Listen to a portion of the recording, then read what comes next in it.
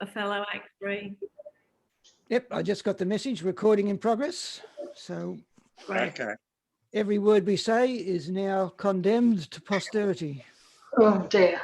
You have such a way with words. Cliff, is there any other split up with the roles? No, it should be as I originally put them down. But if anyone, Noel, you're Graciano, as well as Iago. Thank you. That's the only other one you are, Graciano and Iago. Right. Can you hear me clearly? yes, Yep. quite Yeah. well. Yep. Good. All right, let's proceed. Act 3, Scene 1, Othello. Enter Cassio with musicians. Do, do, do, do, do, do, do. Masters, play here and we'll content your pains, something that's brief, and bid good morrow, General. Why, masters, have your instruments been in Naples that they speak in those thus? How, sir, how? Are these, I pray you, wind instruments? Aye, marry, they are, sir. Thereby hangs a tale. Whereby hangs a tale, sir? Marry, sir, by many a wind instrument that I know. Here's money for you. And the general so likes your music that he desires you, for love's sake, not to make any more noise with it. Well, sir, we will not.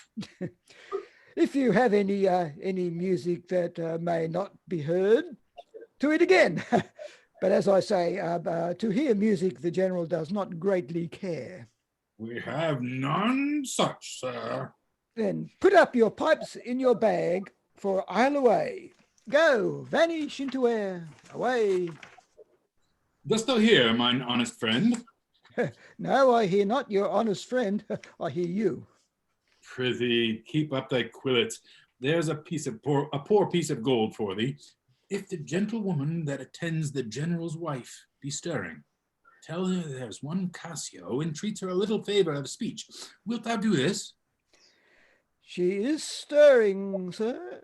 If she will stir hither, I shall seem to notify unto her. Do good, my friend. In happy time, Iago. You have not been to bed then? Why, no, the day had broke before we parted. I have made bold, Iago, to send in to your wife. My suit to her is that she will, to virtuous Desdemona, procure me some access. I'll send her to you presently, and I'll devise a mean to draw them all out of the way, that you converse and business may be more free. I humbly thank you for it. I never knew a Florentine more kind and honest. Good morrow, good lieutenant. I'm sorry for your displeasure, but all will be sure will be well. The general and his wife are talking of it, and she speaks for you stoutly. The Moor replies that he you hurt is of great fame in Cyprus and great affinity, and that in wholesome wisdom he might not but refuse you, but he protests he loves you and needs no other suitor but his likings to take the safest occasion by the front to bring you in again. Yet I beseech you, if you think fit, or that it may be done, give me advantage of some brief discourse with Desdemona alone. Pray you come in. I will bestow you where you shall have time to speak your bosom freely. I am much bound to you. Scene 2. These letters, Iago, give to the pilot, and by him do my duties to the Senate. That done, I'll be walking on the works. Repair there to me. Iago? No, you still there? I think he's dozed off. Or he's gone frozen. All I've got is... There he is. I think he's moving again. He's not dead. I think he Well, froze my there. good Lord, I'll do it. I've got the visual down. That's okay. You just said the line. Good, good, good. Don't worry, all we need the voices. Othello.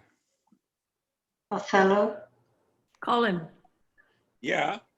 This fortification, gentlemen. Oh, sorry. This gentleman, shall we see it? We wait upon your lordship. Be thou assured, good Cassio, I will do all my abilities in thy behalf. Good madam, do. I warrant it grieves my husband as if the cause were his. Oh, that's an honest fellow. Do not doubt, Cassio, but I will have my lord and you again as friendly as you were. Bounteous madam, whatever shall become of Michael Cassio, he's never anything but your true servant. I know it. I thank you. You do love my lord. You have known him long, and be you well assured he shall in strangeness stand no farther off than in a politic distance. Aye, but lady, that policy may either last so long or feed upon such nice and waterish diet of breed, or breed itself so out of circumstance that I, being absent and my place supplied, my general will forget my love and service. Do not doubt that. Before Emilia here, I give thee warrant of thy place. Assure thee, if I do vow a friendship, I'll perform it to the last article. My lord shall never rest. I'll watch him tame and talk him out of patience. His bed shall seem a school, his board a shrift. I'll intermingle everything he does with Cassio's suit. Therefore, be merry, Cassio, for thy solicitor shall rather die than give thy cause away. Madam, here comes my lord. Madam, I'll take my leave. Why, stay and hear me speak. Madam, not now. I am very ill at ease, unfit for my own purposes. Well, do your discretion. Oh, Iago. I like not that. What dost thou say? Nothing, my lord, or if I know not what. Was not that Cassio parted from my wife? Cassio, my lord? No, sure I cannot think it, that it would steal away so guilty like, seeing you coming. I do believe 'twas he. How now, my lord? I have been talking with a suitor here, a man that languishes in your displeasure. Who is it you mean? Why, your Lieutenant Cassio. Good my lord, if I have any grace or power to move you, his present reconciliation take. For if he be not one that truly loves you, that errs in ignorance and not in cunning, I have no judgment in an honest face. I prithee, call him back. Went he hence now? Yes, faith, so humble that he hath left part of his grief with me to suffer with him. Good love, call him back. Not now, sweet Desdemona, some other time. But shall it be shortly? The sooner sweet for you. Shall it be tonight at supper? No, not tonight. Tomorrow dinner then? I shall not dine at home. I meet the captains at the Citadel. Why then tomorrow night or Tuesday morn, on Tuesday noon or night on Wednesday morn, I prithee, name the time, but let it not exceed 3 days. In faith, he's penitent, and yet his trespass in our common reason, save that they say the wars must make example out of her best, is not almost a fault to incur a private check. When shall he come? Tell me, Othello, I wonder in my soul what you would ask me that I should deny or stand so mammering on. What? Michael Cassio, that came a-wooing with you, and so many a time, when I have spoke of you dispraisingly, hath taken your part, to have so much to do to bring him in. By Our Lady, I could do much. Prithee, no more. Let him come when he will. I'll deny thee nothing. Why, this is not a boon. 'Tis as I should entreat you wear your gloves, or feed on nourishing dishes, or keep you warm, or sue to you to do a peculiar profit to your own person. Nay, when I have a suit wherein I mean to touch your love indeed, it shall be full of poise and difficult weight, and fearful to be granted. I will deny thee nothing. Whereon I do beseech ye, grant me this, to leave me but a little to myself. Shall I deny you? No. Farewell, my lord. Farewell, my Desdemona. I'll come to thee straight. Emilia, come. Be as your fancies teach you. Whate'er you be, I am obedient. Excellent.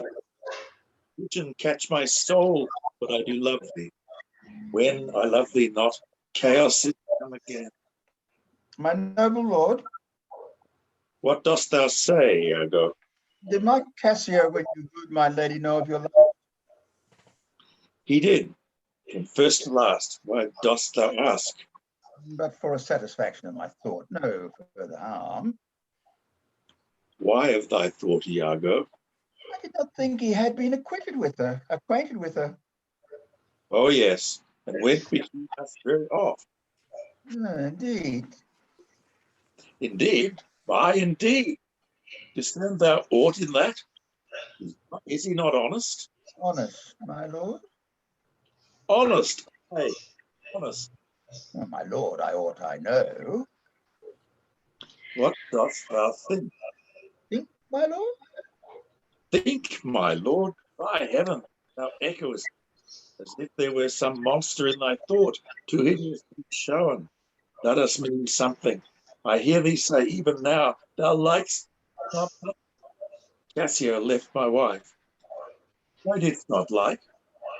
When I told thee he was of my counsel, in my whole course of wooing, thou criest, thee.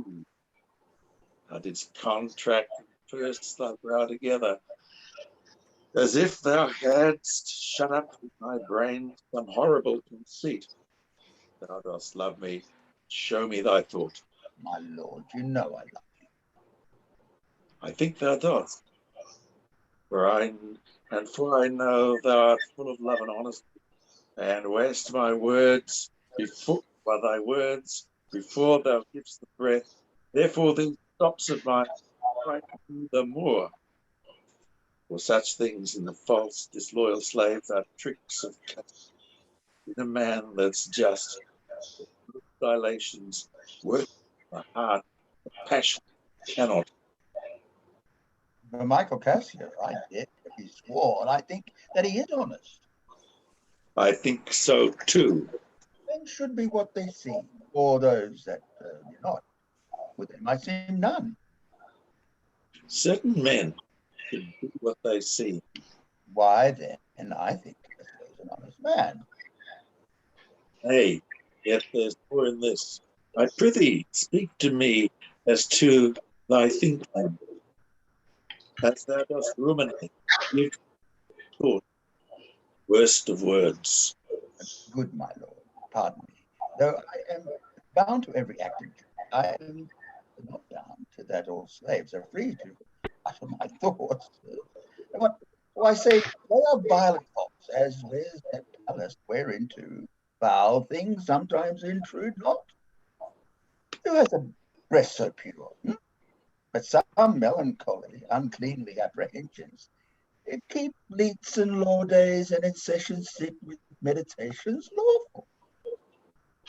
Thou dost conspire against thy friend, Iago. If thou but think him wrong, and makest his ear a stranger to thy thoughts. I do beseech you, though I perchance am vicious in my guess, as I confess, it is my nature's plague to spy into abuses, and oft my jealousy shapes faults that are not that your wisdom, yet from one that so imperfectly conceits, would take no notice, nor build yourself a trouble out of this scattering and unsure observance, if it were not for your quiet, nor your good, nor for my manhood, honesty, or wisdom, to let you know my thoughts. What dost thou mean? Good name in man and woman, dear my lord. The immediate jewel of their souls, who steals my purse, steals trash. 'Tis something, not that 'twas mine, 'tis his, and has been slave to thousands, but he that filches from me my good name robs me of that which enriches him and makes me poor indeed. By heaven, I'll know thy thoughts. You cannot if my heart were in your hand, nor shall not whilst 'tis in my custody. Huh? Where my lord of jealousy is a green-eyed monster which doth mock that meat it feeds on, that cuckold lives in bliss, who certain of his fate loves not his wronger, but oh, what damned minutes tells he, oh, who dotes, yet doubts, suspects, yet strongly loves. Oh, misery. Poor and content is rich and rich enough, but rich is fineless, as poor as winter. To him that ever fears he shall be poor. Good heaven, the souls of all my tribe defend from jealousy. Why is this?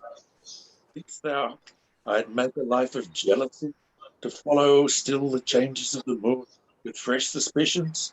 No, once in doubt is once to be resolved.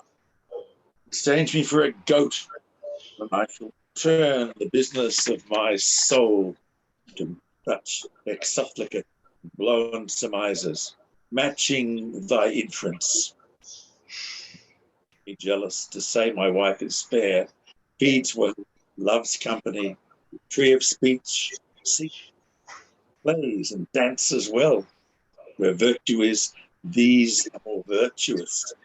Not from parents will I draw the smallest doubt, fear, or doubt of her revolt, for she had eyes and chose me. Oh, Iago, I'll see before I doubt, but when I doubt, prove. On the proof, there is no more but this. Away at once, love or jealousy. I am glad of it, for now I shall have reason to show the love and duty that I bear you with frankest spirit. Therefore, as I am bound, receive it from me. I speak not yet of proof. Look to your wife. Observe her well with care. Wear your eye thus, not jealous, nor secure. I would have your free and noble nature out of self-bounty be abused. Look to it. I know how country disposition well. In Venice, they do let heaven see the pranks they dare not show their husbands, their best conscience.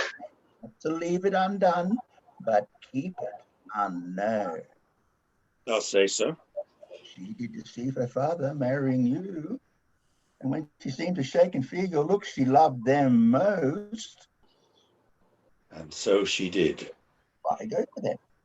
She that's so young, give out such a scheming, to send her father's eyes up close as oak, as he thought witchcraft. But I am much the same. I humbly did rob your father, for too much loving you. I am bound to thee forever. I see this as a little dash to spirit. Not a jot. Not a jot. It has. If you shall consider what is spoke comes from my love. But I do see you or move. And to pray you not to speak to grosser issues, nor to larger reach than sufficient. I will not. If you do so, my lord, my speech will fall into such vile contempt as my thought. Not at. Yes, my worthy friend, my lord.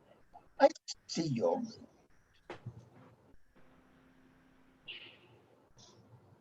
Not that much move, I do not think, but Desdemona. Long live she so, and long live you to think so. Yet, how nature varying from itself. Aye, there's the point. As to be bold with you, not to affect many proposed matches of her own clime, complexion, and degree, whereto we see in all things mature tends. But oh, one may smell in such a will most rank foul disproportion, thoughts unnatural, but pardon me, I do not in position to simply speak of her, though I may fear her will recalling to a better judgment may fall to match you with her country forms and happily repent. Farewell, farewell. If more thou dost perceive, let me know more. Set on my wife to observe, and leave me, Iago. How could I take my leave? Why did I marry? This honest creature doubtless seems and knows more, much more than we unfold. My lord, I might entreat your honor to scan this thing no further. Leave it to me in time, though it be fit that Cassio have his place. For sure, he fills it up with great ability. Yet, please to hold him off a while. You shall be perceived him and his means. Note, if you ladies stray, his entertainment with any strong or vehement importunity, much will be seen in that. In the meantime, let me report too busy in my fears as worthy, because I have no have to fear I am, and holds her face. I do perceive. Fear not my government. I once more take my leave. This fellow's of exceeding honesty, and knows all qualities with a learned spirit of human dealing. I do prove her haggard, though that her jests were my dear heartstrings, I'd whistle her off and let her down the wind to prey at fortune. Happily, for I am black, and have not those soft parts of conversation that chamberers have, or for I am declined into the vale of years, yet that's not much. Gone, used, and my relief must be to loathe her. Oh, cursed marriage! We could call these delicate creatures ours, and not their appetites. I'd rather be hope than live upon the vapor of a dungeon and keep a corner in the thing I love for other uses. Yet 'tis the plague of great ones. Prerogative are they less than the base. Destiny unshunnable, like death. Even then, this forked tongue faith to us, when we do quit it. Look where she comes. If she be false, heaven mocks itself. I'll not believe it. How now, my dear Othello? Your dinner and the generous islanders by you invited do attend your presence. I am to blame. Why do you speak so faintly? Are you not well? I have a pain upon my forehead. Here, Faith, that's with watching. 'Twill away again. Let me but bind it hard. Within this hour it will be well. your napkin is too little. Let it alone. Come. Handkerchief falls. Come, I'll go in with you. I am very sorry that you are not well. I am glad I have found this napkin. This was her first remembrance from the moor. My wayward husband hath 100 times wooed me to steal it, but she so loves the token, for he conjured her that she should ever keep it, that she reserves it evermore about her to kiss and talk to. I'll have the work ta'en out and give it to Iago. What he will do with this, heaven knows, not I. I nothing but to please his fantasy. How now, what do you do here alone? Do not you chide. I have a thing for you. A thing for me? Is it a common thing? Huh? You have a foolish wife? Oh, is that all? What will you give me now for that same handkerchief? What handkerchief? What handkerchief? Why, that the Moor first gave to Desdemona, that which so often you did bid me steal. That's stolen it from her? No, faith, she let it drop by negligence, and to the advantage I, being here, took it up. Look, here 'tis. A good wench, give it me. What will you do with it, that you have been so earnest to have me filch it? Why, that's... what's that to you? If it be not for some purpose of import, give it me again. Poor lady, she'll run mad when she shall lack of it. Be not at known on it. I have use for it. Go, leave me. I will in Cassio's lodging lose this napkin and let him find it. Trifles light as air, to jealous confirmation, strong as proofs of holy writ, this may do something. The more already changes with my poison. Dangerous conceits are in their nature's poisons, which at the first are scarce found to distaste, but with a little act upon the blood burn, like the mines of sulphur, I did say so. Look, where it comes.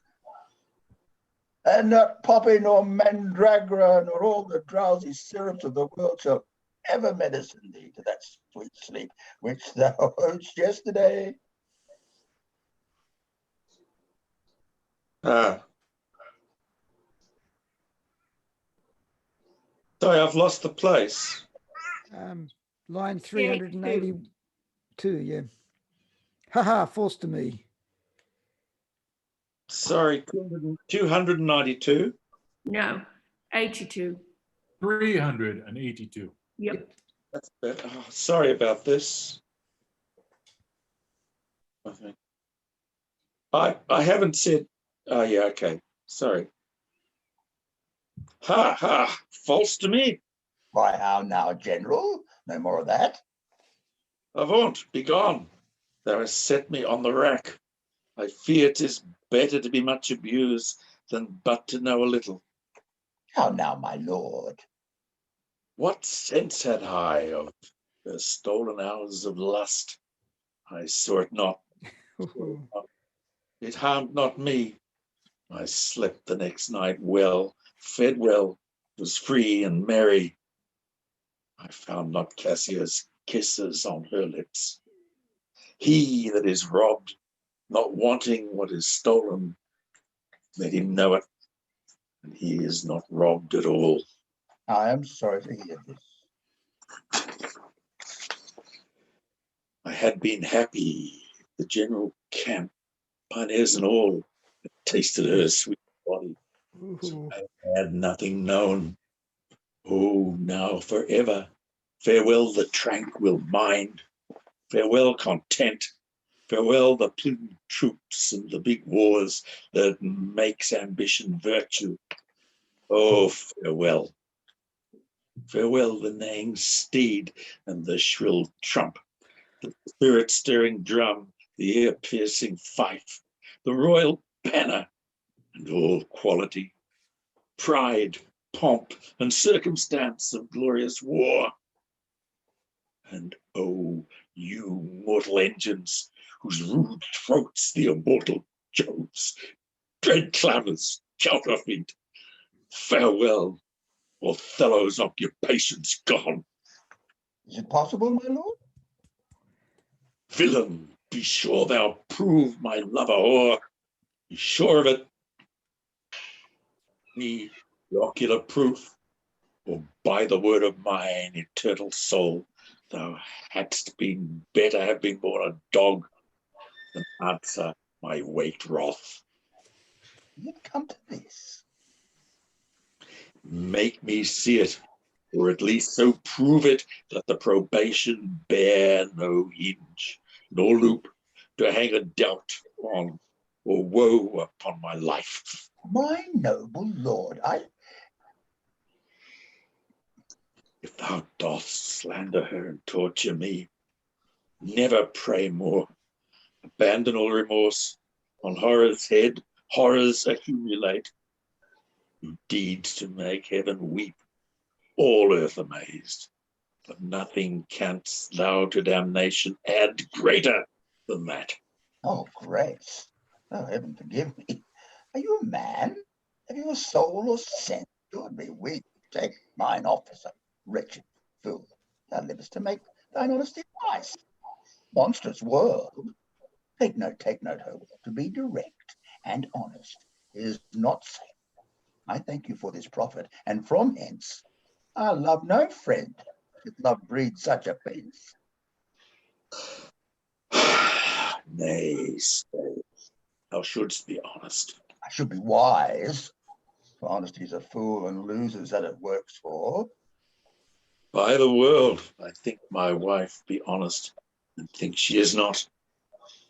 Think that thou art just, and think thou art not. Have some proof. Her name that was as fresh as Dian's visage is now begrimed and black as mine own face. If they be cords or knives, poison or fire, or suffocating streams, I'd not endure it, were I not satisfied. I see, sir, you are eaten up with passion. I do repent me that I put it to you. You would be satisfied? What? Would? Nay, and I will. And may, but how? How satisfied, my lord? Would you, the supervisor, grossly gape on? Behold her topped? Death and damnation, no. It were a tedious difficulty, I think, to bring them to that prospect. Damn them then. Ever mortal eyes do see them bolster more than their own. What then? How then? What shall I say? Where's satisfaction? It is impossible you should see this. Were they as prime as goats, as hot as monkeys, as salt as wolves, in pride, and fools as gross as ignorance made to runk. Yet I say, if imputation and strong circumstances, which lead directly to the door of truth, will give you satisfaction, you may have it. Give me a living reason she's disloyal. I do not like the office. But sith I am entered in this cause so far, pricked to it by foolish honesty and love, I will go on. I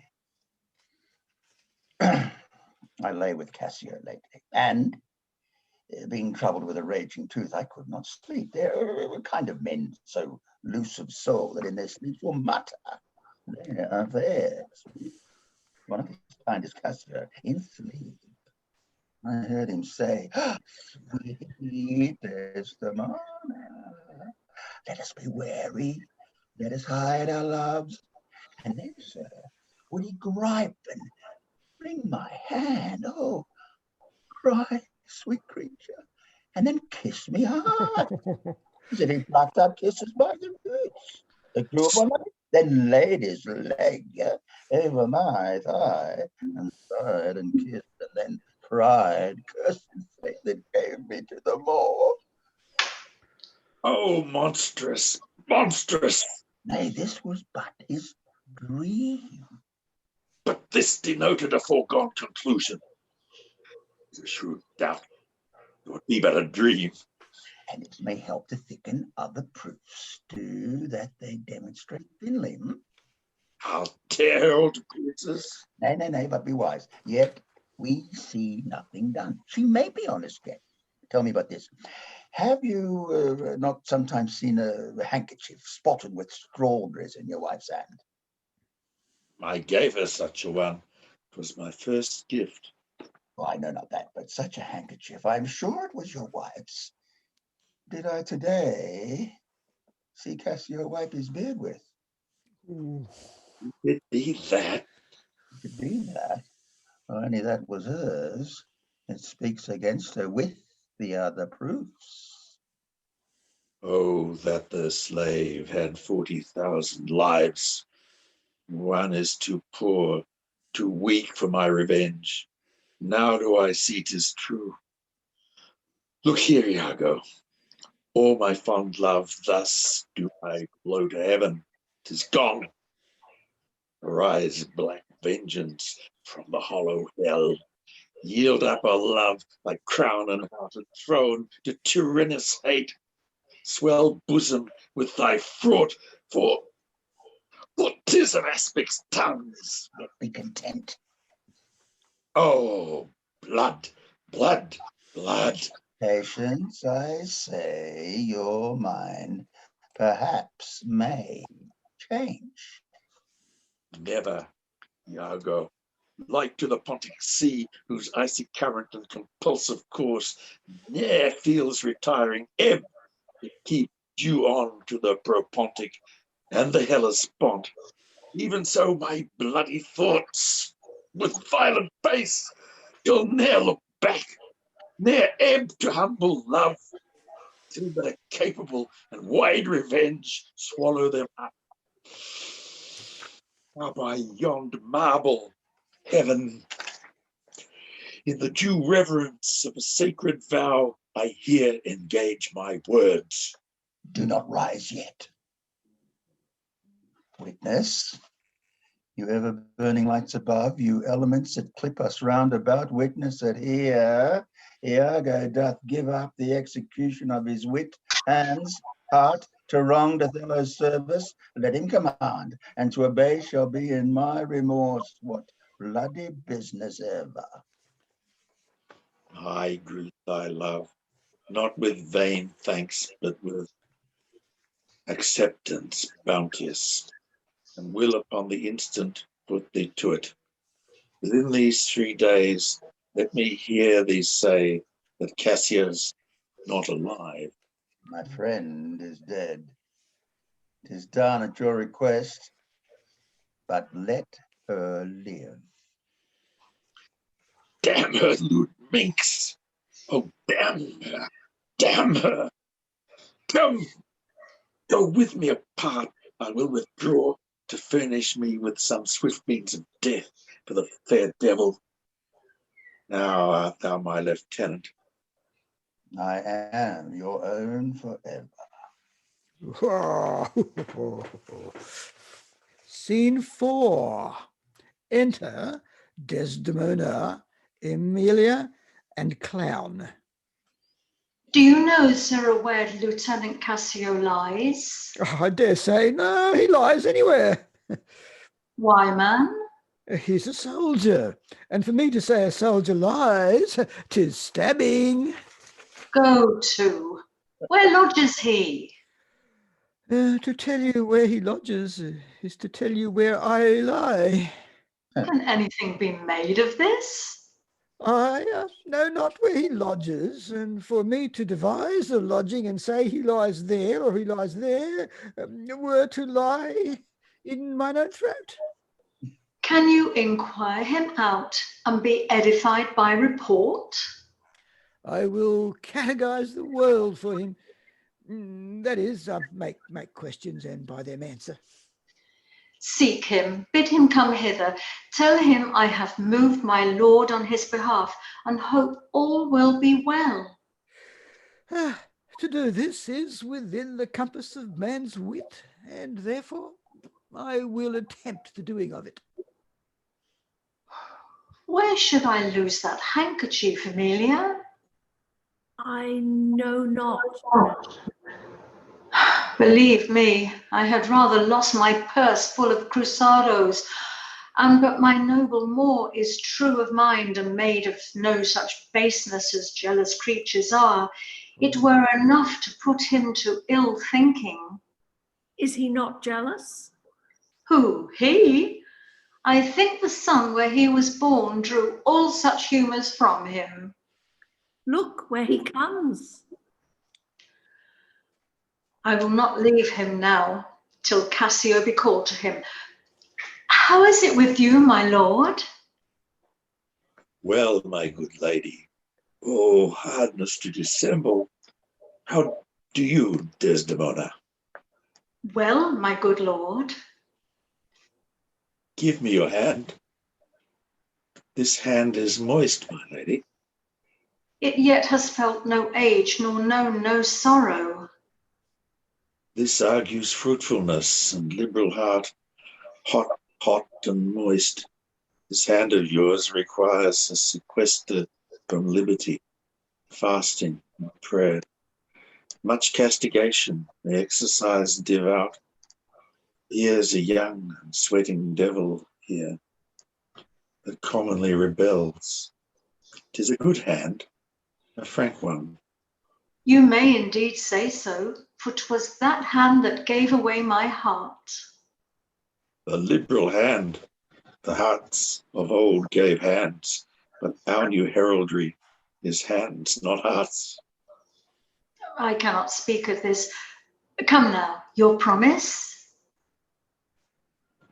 What promise, Chuck? I have sent to bid Cassio come speak with you. I leave a sultan sorry. To have a sultan sorry room offends me. Lend me thy handkerchief. Here, my lord. That which I gave you. I have it not about me. Not? No, faith, my lord. That's a fault. That handkerchief did an Egyptian to my mother give. Charmer, and could almost read the thoughts of people. She told her while she kept it would make her amiable and subdue my father entirely to her love. But if she lost it or made a gift of it, my father's eye should hold her loathed, and his spirits should hunt after new fancies. She, dying, gave it to me, and bid me, when my fate would have me wife, to give it her. And I did so. And take heed on it. Make it a darling like your precious eye. To lose or give away with such perdition as nothing else could match. Is possible? 'Tis true. There's magic in the web of it. A sibyl that had numbed the world, the sun, to course 200 compasses. In her prophetic fury sewed the work. Worms were hallowed that did breathe the silk. It was dyed in mummy, which the skilful conserved of maidens' hearts. In faith is true? Most veritable. Therefore, well. Then would to God that I had never seen it. Wherefore? Why do you speak so startlingly and rash? Is lost? Is gone? Speak. Is out of the way? Oh, heaven bless us. Say you? It is not lost, but what if it were? How? I say it is not lost. Fetch it. Let me see it. Why, so I can, but I will not now. This is a trick to put me from my suit. Pray you, let Cassio be received again. Fetch me the handkerchief. My mind misgives. Come, come, you'll never meet a more sufficient man. The handkerchief. I pray, talk me of Cassio, The handkerchief. a man that in all his time hath founded his good fortunes on your love, shared dangers with you. The handkerchief. In faith, you are to blame. Zounds. Is not this man jealous? I ne'er saw this before. Sure, there's some wonder in this handkerchief. I am most unhappy in the loss of it. 'Tis not a year or two shows us a man.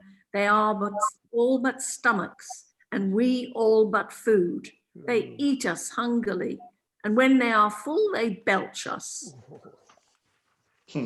True. Look you, Cassio and my husband. There is no other way, 'tis she must do it, and know the happiness Go and importune her. How now, good Cassio? What's the news with you? Madam, my former suit, I do beseech you that by your virtuous means I may again exist and be a member of his love, whom I with all the office of my heart entirely honor. I would not be delayed if my offense be of such mortal kind that nor my service past, nor present sorrows, nor purposed merit in futurity can ransom me into his love again, but to know so must be my benefit. So shall I clothe me in a forced content and shut myself up in some other course to fortune's alms. Alas, thrice gentle Cassio, my advocation is not now in tune. My lord is not my lord, nor should I know him were he in favour as in humour altered. So help me every spirit sanctified, as I have spoken for you all my best, and stood within the blank of his displeasure for my free speech. You must awhile be patient. What I can do, I will, and more I will than for myself I dare. Let that suffice you. Is my lord angry? He went hence but now, and certainly in strange quietness. Can he be angry? I have seen the cannon, and it hath blown the ranks into the air like the devil from his very arm. Buff is up, and can be he angry? Something of moment then. I will go meet him. This matter in it indeed, if he be angry. I prithee do so.